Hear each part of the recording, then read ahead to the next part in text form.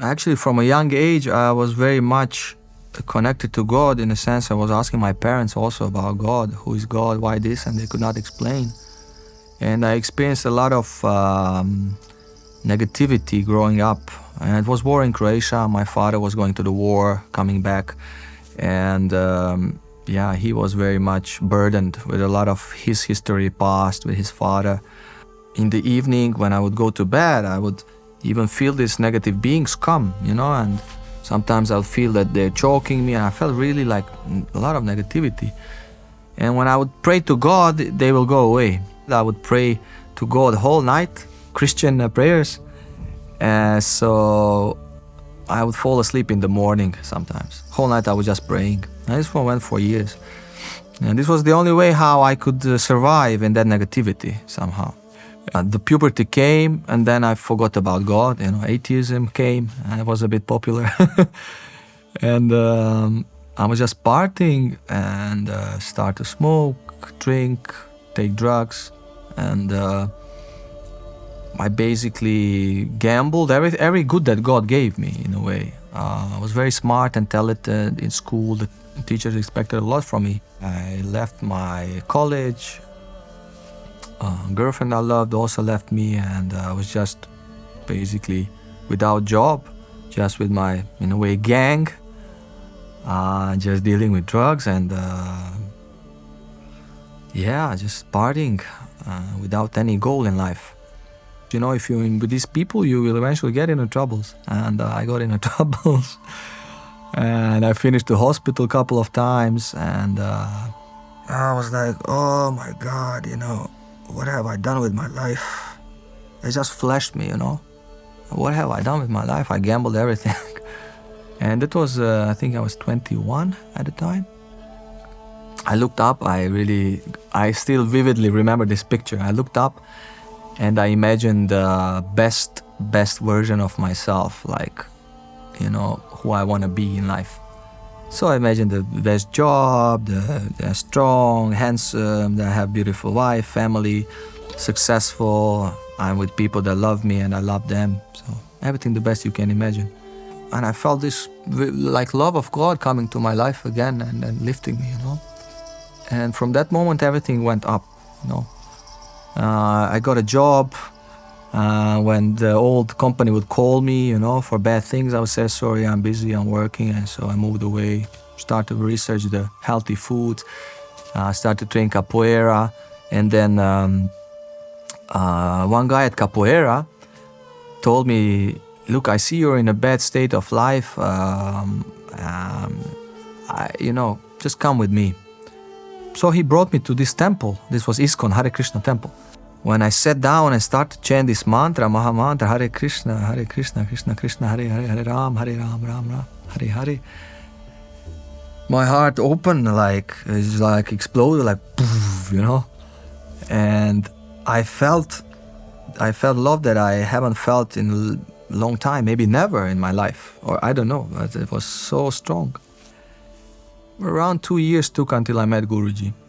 So I was with ISKCON, I was with a lot of other spiritual groups. So I explored basically all spiritual groups I could. Nothing could satisfy me. Nothing could fill this hole in my heart in a way. Still, after all of those things, until Guruji came.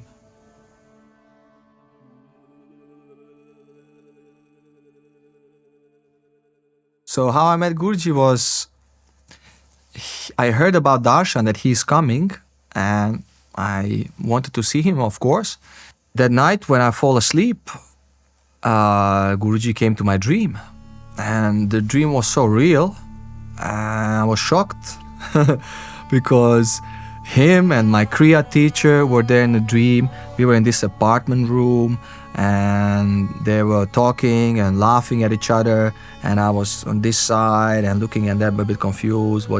So everything that happened in the dream later on, 1 month later, happened in reality. So Guruji called me to come with him to his apartment room, and he called my Kriya teacher also. So they were there in the room, they were talking, laughing, checking each other, and then looking at me. I felt the same, uncomfortable. I was just like, what is going on? And at the moment I didn't understand that I dreamt this. But later on, when I reflected, maybe the next day, I remembered, I was like, oh, wow. Like, okay, this actually happened in a dream. So this was my first confirmation with Guruji that he's someone else. And what happened, also very interestingly in a dream, is that one thing I did not see in a dream was the ring that Guruji made for me at the time. Why? Because in reality, when he made that ring, I had my eyes closed. Basically, I told him I'm afraid for my life. And he said, you know what, you don't have to be afraid. You don't have to show your fear to anyone. It was just like this. And intellectually, I could understand. But truly in my heart, I was still afraid, you know. I think this is very human. And so I told him, Guruji, okay, I understand, but I'm still afraid. And he was like, okay, come. He took my hand and he put this ruby ring. And then he said, as long as you carry this ring, nothing bad will happen to you. And exactly that happened. For the next 7 years, I never saw these people again, as if they vanished from my life. And a completely different life for me was. I even had a couple of situations where I was almost hit by a bus or a car, and like the last moment something would just pull my arm or something, and it would just like evade me. And as if, you know, he wanted to, in a way, show me that I really am taken care of, that nothing bad will happen to me. So maybe I needed that confirmation, you know. And yeah, for those 7 years, that was just keeping me going until the next stage happened. This ring that Guruji made, and he gave me, this happened 2011, yeah, when I first saw him. And years with him, in the beginning, you know, he was giving so many beautiful experiences, so much love actually. Yeah, I could not believe that somebody is so full of love towards you, you know. It took me actually 2 or 3 years to understand a little bit more about him and his nature, who he is actually in my life. Guruji was giving Guru Mantra from time to time. People were asking him about the Guru Mantra. And I even asked him a couple of times during this period, 2011 till 2014. And he would say no, you know, like, hey, you have to wait, or ask me later, or something like that. Because everybody was asking things, and it was just like getting a new thing, like a new toy in a way.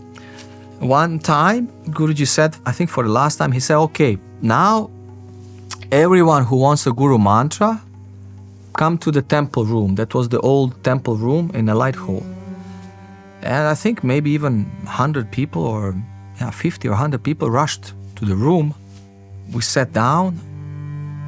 He said, who doesn't feel I'm your guru, please, you can leave the room. It's no problem at all. Maybe 1 or 2 persons left, but we all stayed. And Guru started to sing Radhe Radhe Govinda, or some bhajan that everybody knows. And when they start to sing, the tears start falling down my eyes without control. I did not understand why. It's just tears start to. And I could not understand a single word they were singing. I was trying to, and as if they were singing in some other language. But that's the mantra that I heard before. And I was looking around in the room, people were crying around me. And the feeling was like we were transported in another dimension or something, like we are on a spaceship or wherever. But I did not feel that I'm there. That was really something extraordinary. And he asked us to go deep into the meditation and to, you know, visualize him in the heart. And when I went in the heart, I saw many other gurus there, which I followed before. Still, till this point, I did not take Guruji as my guru seriously. Yeah, I've been with him for 3 years, but I thought like I am my own guru in a way. Those was the teachings from before. So I follow many gurus, yeah. But at this point, I was looking, I'm like, man, you are coming here 3 years. He showered you with love, with support, with help, with grace, gave you so much. You are in this room and look what's happening. You are crying, you cannot explain it. Your heart is opening. Like, what are you thinking anymore? And that's when I stopped thinking and just listened to my heart. And then in my heart, this realization came that, okay, he's my guru, you know? And I just said it like, you know, a Westerner guy from Christianity coming and just saying he's my guru. It's not something that intellectually, logically you say. It just comes from your soul, from your heart. And so I waved to all these gurus like Moji and Ravi Shankar and Sadhguru. In my heart, I thank them for guiding me so far and being with me. And I imagined throne in my heart. And I invited then Guruji on the throne of my heart. I said, you know, come and sit, you know. Say, come sit on the throne of my heart. And yeah, you are my guru. That's how it was. That was,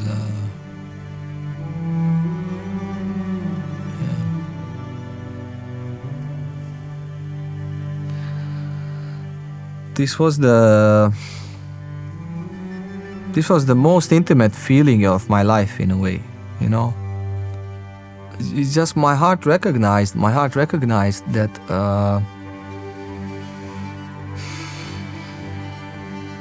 this is it. All these years of search were leading me to this moment. And I just invited him. I said, you righteously sit on the throne of my heart, and